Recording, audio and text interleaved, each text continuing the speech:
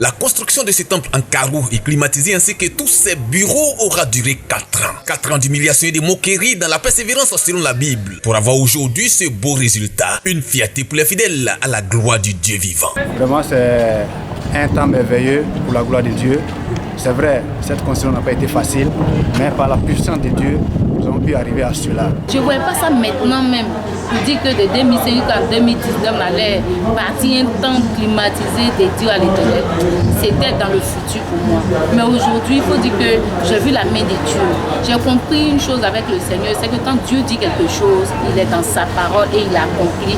Quand tu persévères et que tu entres dans la foi, avec la foi dans la parole que Dieu t'a donnée, cela se réalise.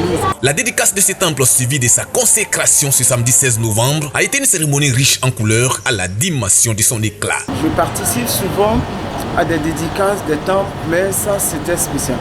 Je peux dire, c'est simplement waouh. Le prophète Yapi Honoré, fondateur de la Médène, reconnaissant à Dieu, doit la réalisation de son projet à la détermination de ses fidèles. Vraiment dire merci à Dieu qui a pourvu aux besoins, aux charges et qui a permis que cela devienne une réalité.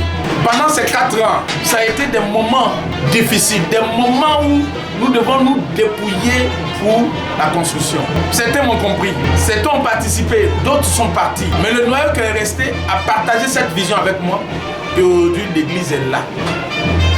Je veux dire merci à tous ces fidèles, à tous ces enfants, à tous ces fils et ces filles qui ont cru dans cette vision. C'est le prophète Justice Diomandé qui a présidé cette cérémonie en sa qualité de président du mouvement Père et Fils, dont est membre le fondateur de la Médène. Après avoir exhorté les fidèles au soutien de leur leader, il a consacré ce nouveau temple à Dieu dans une prière collective d'hommes de Dieu. Depuis la pose de la première pierre de cette église depuis 2005, Dieu n'a cessé de visiter mon fils, le prophète Yapi Honoré, qui est resté fidèle au conseil que Dieu m'a inspiré pour lui donner. Aujourd'hui, nous voyons ce temple pousser, nous ne faisons que rendre gloire à Dieu. Et Dieu nous a fait la grâce de diriger un mouvement qui s'appelle le mouvement Père et Fils. Alors nous nous aiguisons, nous nous donnons de bons conseils. Et voici l'un des résultats aujourd'hui qui a donné ce beau temple.